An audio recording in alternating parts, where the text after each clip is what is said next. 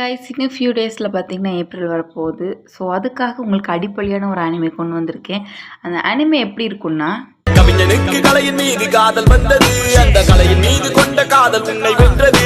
நம்ம ஹீரோ பார்த்தீங்கன்னா சின்ன வயசுலேயே ரொம்பவே ஃபேமஸான ஒரு பியானிஸ்ட். அவங்க அம்மா இறந்ததுக்கப்புறம் இவர் வந்து பியானோ ப்ளே பண்ணுறதை ஸ்டாப் பண்ணிட்டார். எதுக்காகனா கொஞ்ச நேரத்துக்கு அப்புறம் பியானோவோட சவுண்ட் அவருக்கு சுத்தமாக கேட்காது. ஸோ அப்போ தான் நம்ம ஹீரோயின் பார்த்திங்கன்னா அவர் மீட் பண்ணுறாரு. ஸோ ஹீரோயின் பார்த்திங்கன்னா ஒரு வயலினிஸ்ட். ஸோ கொஞ்ச நாளைக்கு அப்புறம் ஹீரோயின் பார்த்திங்கன்னா ஹீரோ வந்துட்டு அகைன் பியானோ ப்ளே பண்ணுறதுக்கு ஹெல்ப் பண்ணுறாங்க. ஒரு வழியாக நம்மளுடைய சைல்ட்ஹுட் ட்ராமா இதோட முடிஞ்சிருச்சு. இதுக்கப்புறம் நம்ம ஹாப்பியாக இருக்கலாம் அப்படின்னு நினைக்கும் போது தான் இது என்ன பிரமாதம், இது விட பெசலைட் ஒன்று இருக்கு. ஸோ நம்ம ஹீரோயின் ரொம்பவே சிவியரான கண்டிஷனில் இருக்கும்போது தான் சடனாக அவங்க இறந்தும் போயிடுறாங்க. ஸோ இது வரைக்கும் கூட எனக்கு கொஞ்சமாக தான் ஃபீலிங்காக இருந்துச்சு.